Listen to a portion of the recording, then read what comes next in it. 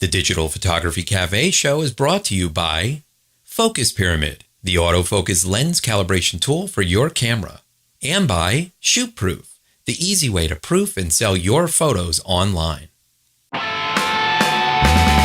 Welcome to the Digital Photography Cafe show. Join hosts Trevor Curran and Joseph Christina as they chat about the art and business of photography.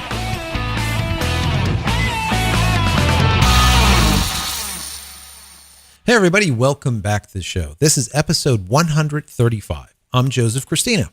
On last week's episode, I talked about Lightroom 5.3 upgrade, Tamron's new 150 to 600 millimeter lens, QB personal cameraman, and why you should not be the shoemaker that goes without shoes.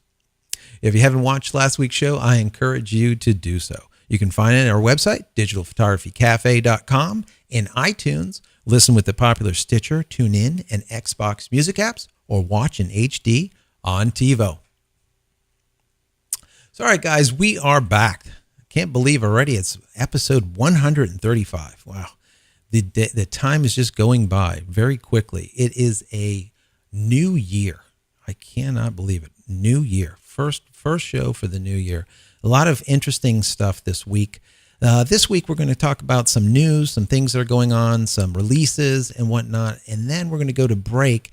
And Trevor and myself came up with some really nice content for you guys before he went into surgery. We'll go ahead and play that for you guys. So anyways, moving forward in the news this week, well, there's a lot of stuff that came through, but next week is going to be huge. We have CES as well as PMA.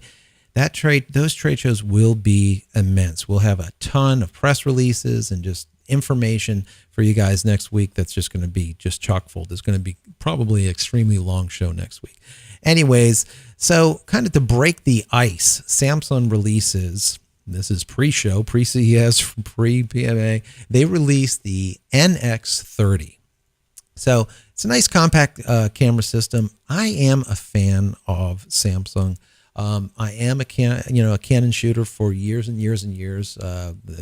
We talked about in the past. I have the first 1D that was ever made for $5, $6, $7 or whatever it was at the time. So I am a Canon shooter. I have a ton of Canon glass. The studio's full of Canon stuff, but I don't really care what it is that I shoot with them. I'll use a Nikon if I have a Nikon in front of me. We shoot medium format like Hasselblads and Phase 1s and whatnot. If we're doing, certain fashion shoots or whatnot, it doesn't really matter. It's just a tool. So, but anyways, the Samsung I'm very happy with because they're kind of breaking the mold. They do stuff that's out of the norm. Where Canon and Nikon and all the rest, they kind of do the status quo and they just constantly iterate. Where I'm seeing Samsung is kind of innovating. They're doing things that, that are just different. And so anyways, the NX30, which they just talked about, that they just released, it's 20.3 megapixels. So figure 20 megapixel camera, which isn't bad. It's a APS-C CMOS. So, APS-C right now is pretty much the standard. I am a full frame shooter, but APS-C is more than enough for wedding photography, for just about anything that you can think of. You can use an APS-C and get away. You can make albums with it. You can do large prints with an APS-C sensor. It's really in the interpolation after the fact, as well as how the process works in the camera, the image processor that it's using. A lot of times we'll find that, two cameras will be using the exact same CMOS, but they're getting completely different results. And that's just what's happening on the software and during the time of capture to create these raw files. So anyways, that's a whole nother horror. That's just something else to get into that we don't want to go down that path. But anyways, so it's shooting at 1/8000th as far as its maximum shutter speed. I like that. We're seeing some of these small compact cameras that are just, they're not up there. They're shooting slower than that. I like 1/8000th. I like to be able to shoot daylight, really extremely bright situations, and that allows for that. Also, it will shoot up to 9 frames per second. Now, that's pretty quick. You can really burst down a ton of photos. 9 frames per second is quick. It's running the new next generation image processor. Like we're talking about, image processing is very, very important. That's what creates the raw file at the end. I do like that it has a 3-inch, the OLED back screen to it. I like that it swivels, very important. I think that almost every DSLR in the next year or two, I don't care if it's Pro, Pro-Am, prosumer, whatever you want to call them, they're all going to have a swivel back to them because it's great functionality. It just simply works. What's really neat about this one though, it's touchscreen. So a lot of your controls can be done with your screen on the back. I like that a lot. I think it's great. What's very interesting is it has not only that tiltable back, it has a tiltable eyepiece. Was it like a 2.3 megapixel or something eyepiece? Now, think about, you're in a situation where you're looking through the eyepiece and you're trying to get your shot just right. Well, that's all great. Now, how about if you want to get that shot at a different angle? I want to lower the camera to my waist. Or, of course, this has that flip back. You can use that. But now you can also use the eyepiece to look down on it. Or maybe you want to shoot something from the floor. Well, if you don't have that back that swivels, how many of us, I know I have in the past, have laid belly to the ground looking through the eyepiece trying to put together a really good composition. Whereas here you'll be able to kind of lean over it, swivel that eyepiece, and then look down on it. So that's really neat. I like that a lot. It does a standard ISO of 100 to 25K. That is the norm. That's really great. Like that a lot. It will capture. It has the capability of capturing a 3D image, which is cool. It does full HD. It also does Wi-Fi and NFC. Very interesting. Near field communication. We've said that is it's kind of cool to be able to put these into the cameras, and they're doing it. So NFC in this camera. Now, so what do you do with NFC? What do you do with the Wi-Fi? Well, it has something called photo beam. What's cool is, in the past, we're in the studio. Let's say you have a DP. We're on set, on location. You have a DP that's looking. They have a specific image that they're looking for, and normally you backfeed that image through a cable, a tether to, let's say, a monitor, to a computer that's on offset, or and they're monitoring what you're shooting. Now, what's kind of cool is if that DP has a tablet, a compatible tablet, obviously, they can sit on a couch in the other room and look at the tablet and watch what you're shooting as it's coming through, because it's actually firing off, quote unquote, photo beaming these images to that tablet. So there's a lot of uses I can see of such functionality. I know for years, if we wanted Wi-Fi compatibility or capabilities on our Canons, we would spend hundreds and hundreds of dollars, where this is just automatically comes with it. So really, really cool. Another thing that Canon came up with was the brand new Galaxy 2 compact camera. Another really neat camera. Now, this one we talked about the Galaxy camera way back when that first came out, and it was the interesting part of it was that it looks more like an Android phone, but it's not. It has that huge 4.8 back, 4.8 inch, almost 5-inch back LCD that you look through, or you compose with, as well as it's all swipeable, and it's a camera instead of a phone. It's just really, really interesting. So think about getting your S4 or whatnot, your Samsung now it's now a camera. So that thing is at 16 megapixels. It's got that huge back to it. The ISO is sitting at 100 to 3200. So I'm going to say it'll probably do pretty well up to probably 640 maybe. Maybe 800 even would probably, it'll hang in there. I'm going to guess at 1600, probably going to start falling off. But regardless, not bad. It's running a 1.6 gigahertz quad processor. This is in a camera, right? It's running Android 4.3 Jelly Bean. Your camera, that's right, Android 4.3. We talked about this before. This is very, very interesting because the operating system that runs the camera is an open source Android-based operating system. What that means is you can download apps into your camera, just like your phone, that do different things. And we had a whole list. We'll put in the show notes. I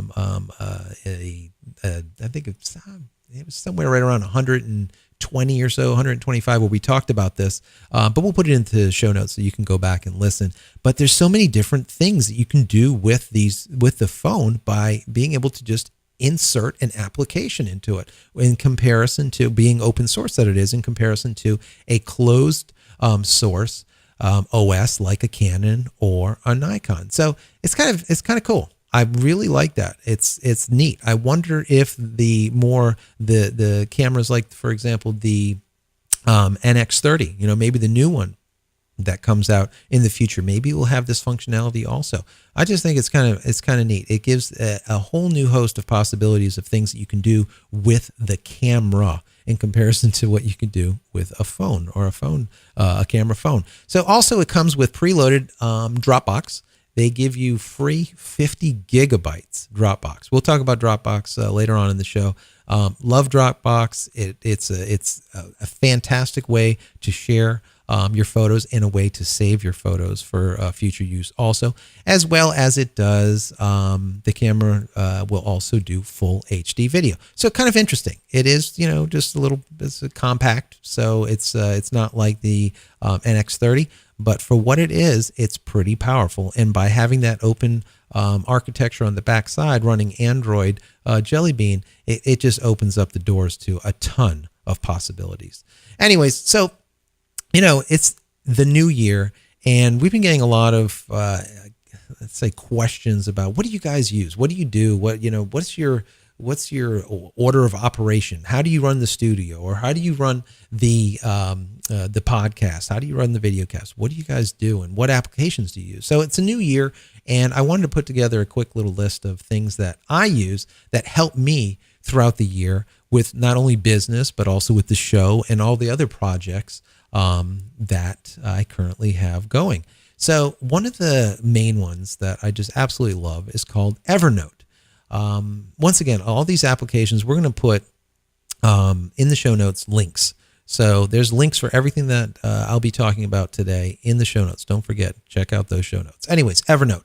So just think about it as your little black book, but instead of putting all of your dates or possible dates into, you just put your life. You put all of any kind of notation, anything you want to, just scribble down, you can use Evernote for. So it's free. They do have a free version, which is good. It works on iOS as well as Android, which is great.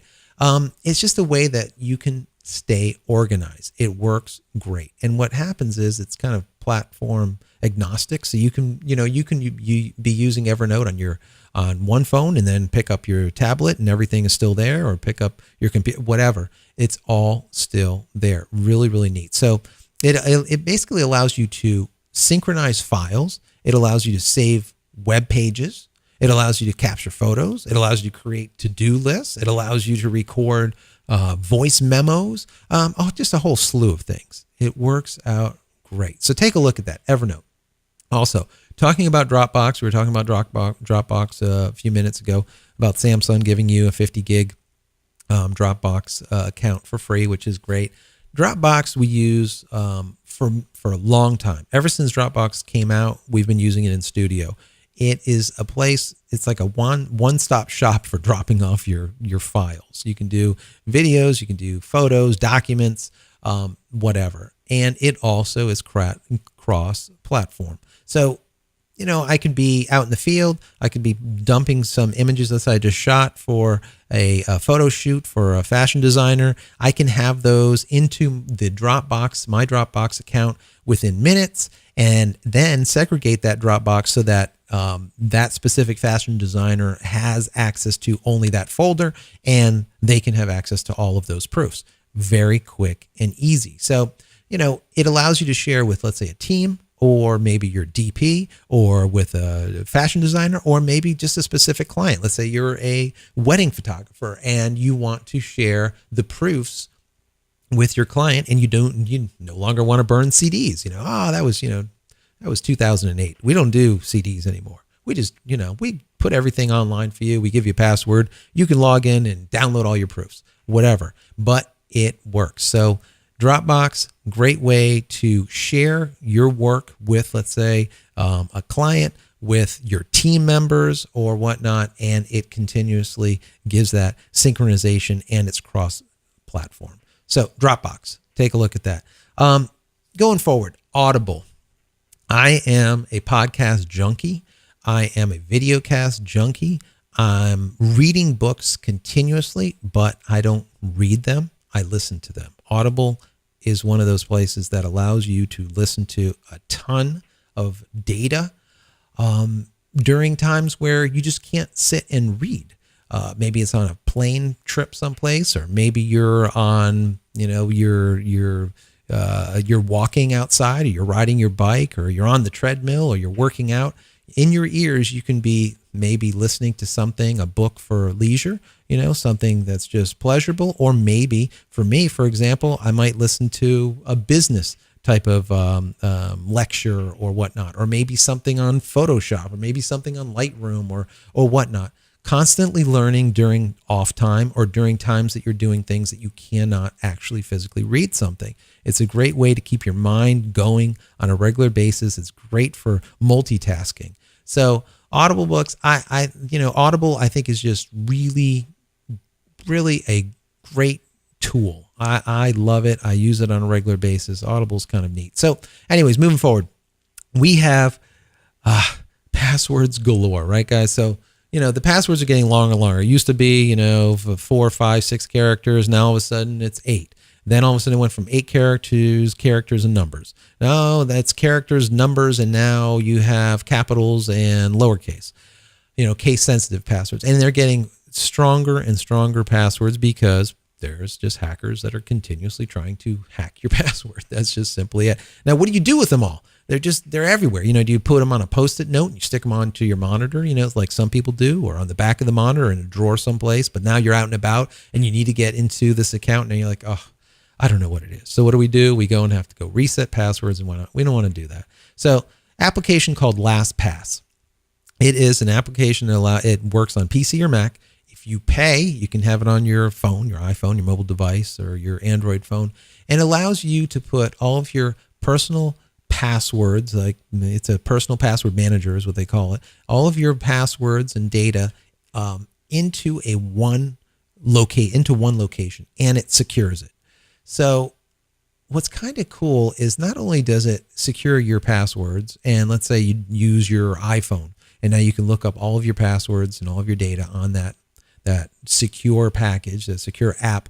But what's really neat is if you use it on the computer, it'll also fill forms for you. So you can say all of the important data that needs to be secured, like your Visa, Master, Amex, Discover, whatever, your card, as well as your expiration date, as well as that security CVV number on the back, and all the rest of the information, your name, address, phone number, city, state, zip code, country, all that can be entered in there, and it will auto-populate forms, fields for you just by you telling it to. So that works out really, really cool. I like that. I like that a lot, because so many times we're on sites and we're constantly entering in the same data over and over and over, and this will kind of alleviate that.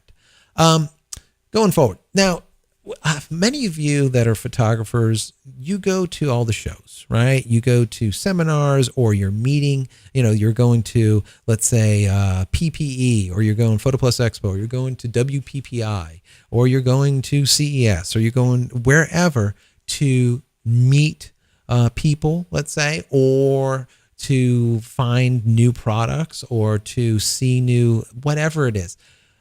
We're always getting cards. I'm telling you, the last time that this year when we went to WPPI, PPE over in New York City, I probably have 80 to 100 cards from people that want to hook up in some way, either for the show or for my photography or some of the other businesses that I have going on the side. And I have a stack full of cards. What do you do with them? How many times do you lose some? You end up with 100, and then all of a sudden you're looking around, you have 60. Next thing you know, you end up with 40. You're like, where did the rest 60 go?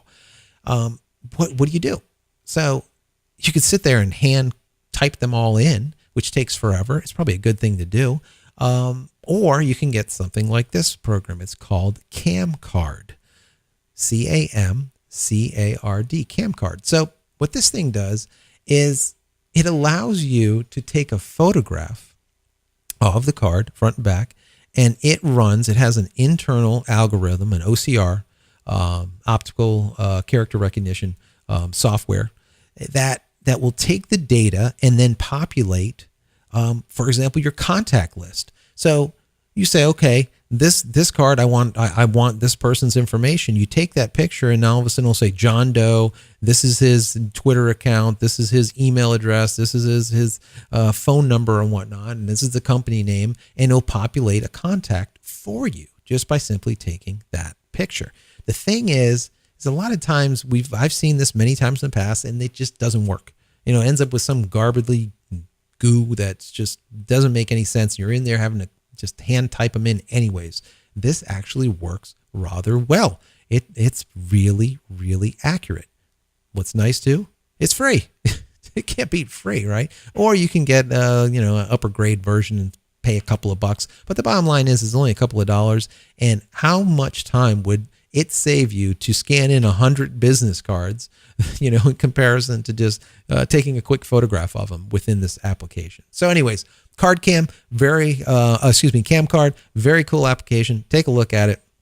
Once again, that link will be in the show notes. Next, Instapaper. Many people have used Instapaper in the past. We know what it does, or if you don't, it allows us to accumulate all of the, we're in blogs, we're reading articles, we're, reading posts, and sometimes we don't have time to do it and we want to read them later. Well, Instapaper allows you to kind of nicely put this all together and then read them at a later date, let's say, a more better timely at a better time. So I've used Instapaper many times in the past. I've kind of moved on to two other packages, and I've been using these two packages for probably at least a year and a half now, for a good portion of the time that we've done the show. I use this for looking up information, keeping current and whatnot. The two packages are 1, Flipboard, and 2, Get Pocket, which is now called Pocket. Anyways, so Flipboard. Flipboard is just an amazing tool that allows you to create, let's say, a magazine of what's important to you. So it might be your Twitter feed, it might be your Facebook feed, it might be RSS feeds, articles, websites, anything that's important to you. And it creates these think about it, a flippable magazine of all of these articles in just a beautiful, beautiful, well-organized method. So you can flip through, let's say, your Facebook, and then you're flipping through someone else's article that you have on your list, and you're looking through, for example, for me, some photography news, or some also for me it'd be press releases, and kind of flip through them. Something of interest comes up. Now, I'm sitting with the family, I'm kind of going through it. I'm like, I can't read this now, but it is of interest. What do? Well, when you click on it, let's say in the Flipboard, it gives you options. Where do you want to save it to? Well, one of those options is Pocket. I love Pocket. So I save it to Pocket. Now, what happens is later, after the fact, I go into Pocket, and Pocket now has put together a list of all of these articles and RSS feeds and all this news into one organized location. And the way it disseminates it is it tears it all apart. Now, you don't have any ads. You have nothing. It's just very white paperish. So only the data that is important from that article is what you get. If you want to go to the original, you can click on View Original, and you'll go to the original website or RSS feed or whatever to go and take a look at all the pictures and everything else that is associated with it. But if you just want the hard data, this is exceptional because it just distills it down to just the information that you're looking for, or for me, what I'm looking for. I don't want all the ads and all the rest of the stuff, even though they're important. If I want to see them, go to the original article again. You can do that. But for me, I just want to be able to go through a ton of information as quick as possible. So anyways, that is Instapaper, or for me, it is Flipboard as well as Pocket.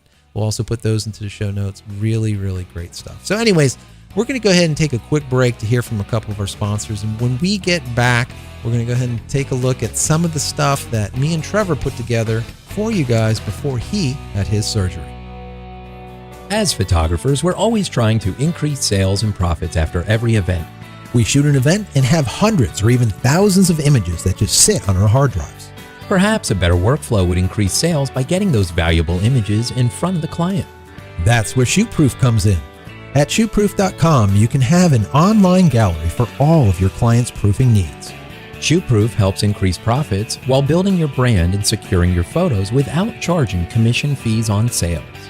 ShootProof galleries display your photos beautifully while helping to streamline your workflow and automate more of your business through their intuitive studio control panel. Once approved, photos can be directly fulfilled through ShootProof's various professional lab partners or fulfilled by you. All ShootProof plans have the same feature set. You simply choose the number of client photos stored, decide what products to sell, and the price. Try ShootProof today by taking advantage of their free 30-day trial offer.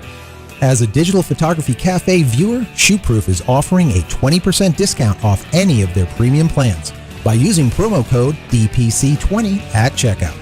ShootProof. Upload, share, sell, print.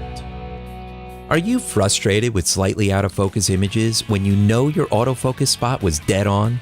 It's simply not your fault. From manufacturer to manufacturer and even lens copy to lens copy, there are slight variances to the exact spot where light is being focused onto the sensor. Finally, there's a product that allows you to compensate for those variances and make sharper images immediately. Focus Pyramid, the autofocus lens calibration tool, is an absolute must for every photographer. If you want to make the sharpest images possible, then you need to take control over your camera's focusing system. With the Focus Pyramid, you can calibrate all of your lenses on your lunch break. The Focus Pyramid makes lens calibration quick and easy at an affordable price. So give your lenses a new lease on life and take your photography to the next level. Head over to focuspyramid.com/DPC and get an additional 10% off just for being a show listener. If you're just kind of new and you're just listening in, we've talked about so many different topics that people have put in and stuff that we have kind of put out, answered question as well as putting out just, good, solid information. Go back in the shows, take a look at the titles of the shows, see if there's something that is of value to you. Chances are there's a ton of different things that you can kind of listen to or watch now as of show, 52 when we went live on video. So go back there, look at the archives because there is a bunch to go through. Lots and lots of stuff. Lots and lots of content for sure. So anyway, he says he's a semi-pro photographer who mostly shoots headshots and in the past would give the client JPEG files that were about 5 megs a piece. So now he's getting more into event photography and giving 5 meg JPEGs of all the images is just too much. He asks what our recommendation is on how to deliver the images to the client. Right. So I guess, I like to kind of look at it twofold. One is, what size do you want to keep it for your archives and what size you want to give your client? Right. Starting out with the client should only get what the client wants. Number one, because many times, there's a client that says, listen, I need, let's say a headshot for a real estate, I'm a real estate broker. I need this headshot. Right. And, and it's going to be used on a business card or something. You're going to use it on a business card or they're going to use it for just online. Yep. At that, for something like that, you need to give them basically a 4x6 is hugely big, but big enough obviously for a business card. Sure. And 72 PPI, another version, which would be, let's say 500 or 640 by 480 or something like that is more than big enough. So give them what they want. Don't give them more than that. It's not necessary. You don't need to give he was saying something about a 5 meg file. There's a problem with that because a 5 meg file in a JPEG is immense. I mean, what is that, like an 18 megapixel shot out of the camera? Yeah. It's big. One of the probably it's really, really big. You don't need to do that. No. That's not necessary at all. What happens most of the time is people are in Photoshop, they're doing their edits, and then they go ahead and hit save as, and they hit JPEG. They set it all up for exporting sRGB, however it is, and then they drag the slider to maximum. Right. Do not drag that slider to maximum. It is not necessary. Right. If you're doing a 4x6, anywhere from 8, 9, 10, is sufficient, and a standard, let's say 4x6 print should be no bigger than a meg and a half would be huge. I don't even think. Probably be less than a meg. That is the size of a 4x6 and what it should be. And that's even at, that's even print size. If you're giving them that 4x6 that they're going to be using online at 72 PPI, it will be, 200K. So really, that compression is really important. I mean, whether you're dealing with print, I mean, I've dealt with print, all my life, and you want the biggest, baddest files you can have, right? But you really don't need that big of a file for final production, as well as online.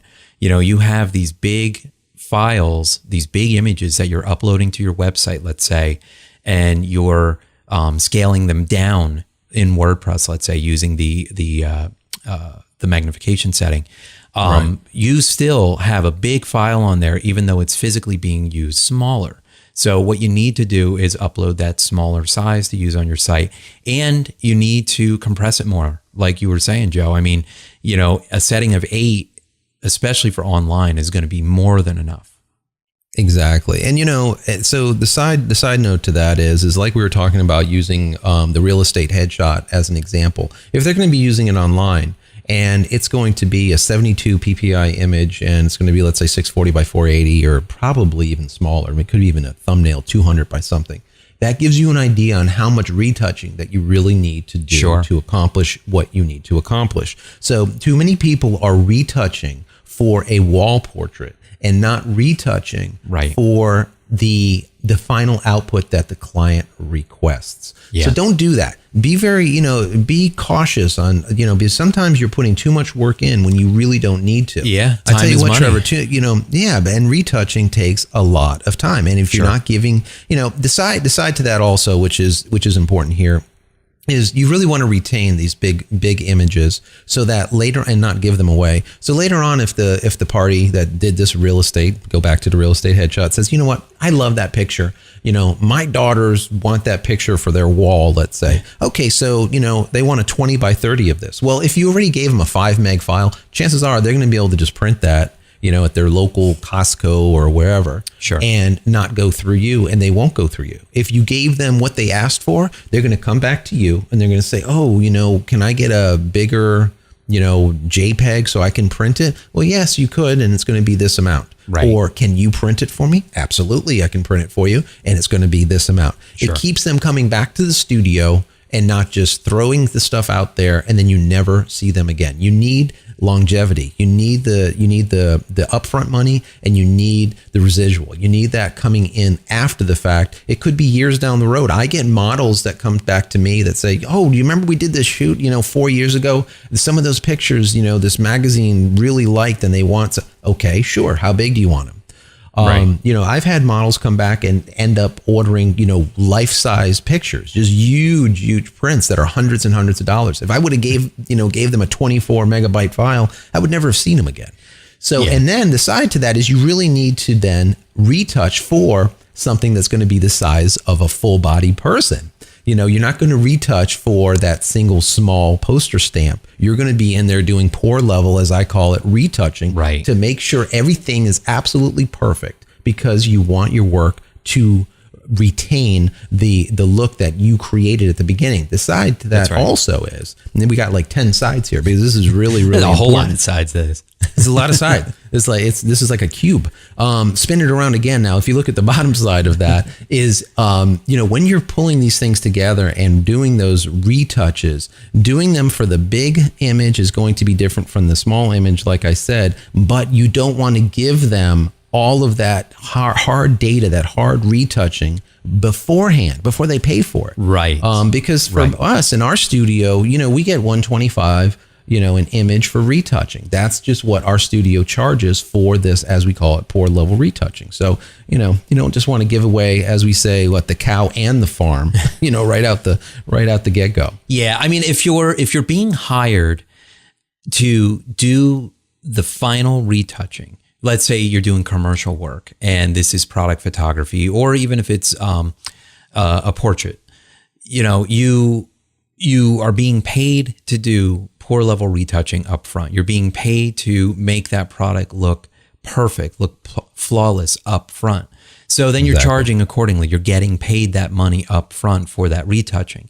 If somebody's just saying, oh, I just want some 4x6s, don't go in there and spend all this time retouching these images for these 4x6s. Go in there, do a lot of global stuff where you can. If you need to Right. break out individual images and tweak individual images, then do so. But do it on that 4x6 level. Do the retouching on a level to where it's going to be viewed at. And like you said, save the high end stuff if they come back to you and want those larger prints. I mean, this kind of segues into the next question that we had got this week, saying, about, Uncle Bob. We get this Uncle Bob question all the time. And so this came in from Alec Ruckers, and he says, with lots of alternatives to DSLRs, how do you convince potential people to not go the Uncle Bob route, especially with the dumbing down taking place and, whether they're willing to choose the quality or not quality. And this really is a big thing. You need to separate yourself from the other photographers out there in the quality work that you do. And if you're going to, just do the bare minimums all the time, then you're not really going to get it. It's not going to separate your stuff. On the other hand, if you give everything away, like you said, up front, you're spending a lot of time and energy and putting a lot of work into these images that you're not necessarily being compensated for. Right. Yeah. That the whole Uncle Bob question is a huge question, and it definitely is a rabbit hole. Yeah, it really is. The idea that chances are you will be at an event where the camera that you're using is not necessarily as good or as modern or as current as the extremely rich guy next to you. Sure. That's just the nature of the beast right now. That's just the way that it is. So, how to distinguish yourself, from the Uncle Bobs out there. The problem that we're having right now is mediocrity is reigning supreme. Yeah. People just are saying, yeah, that's good enough. That's okay. That's good enough. We'll have Uncle Bob shoot the pictures, and that's good enough. And, nothing's going to change until the economy changes, because if people can't pay for you to do higher end stuff, you're just not going to do it. That's just it. But how do we, show that Uncle Bob's not the way to go? I mean, there's many, many ways to do this, but, a few to kind of keep in mind is, you need to know, they need to look at you and say, not only is this guy, capable. In other words, back to your content marketing, looking at your website. Sure. Not only is this guy capable, because I'm looking at his images and they're amazing, but according to all of the reviews I've read on this guy, he is a photographer that is reliable, and he will be there. Yep. And that is pretty big, because be there Bob, with backup equipment in case your camera body breaks, Right. or a lens malfunctions or whatever. Exactly. And you have that redundancy. Be there in quotes, right? Yeah. Be there in air quotes. Yep. Yeah, that's right. And you know what? And it goes back to the quality of your work. You need to produce stellar images, regardless of what your subject matter is. You need to reproduce images that look great, that Uncle Bob can't do. Maybe Uncle Bob doesn't have the experience. He doesn't have the years behind the camera. Or maybe he does, but you still need to come up with a style. You need to still come up with a technique, something that separates you from Uncle Bob. And I know for a while there, I mean, that the whole photojournalist style to wedding photographies, that became a big thing. Now I know our friend Lindsay Adler over there, she's really big in promoting this fashion type of flair to wedding photography. And that's creating a style that's doing something that Uncle Bob isn't going to have a clue on how to do.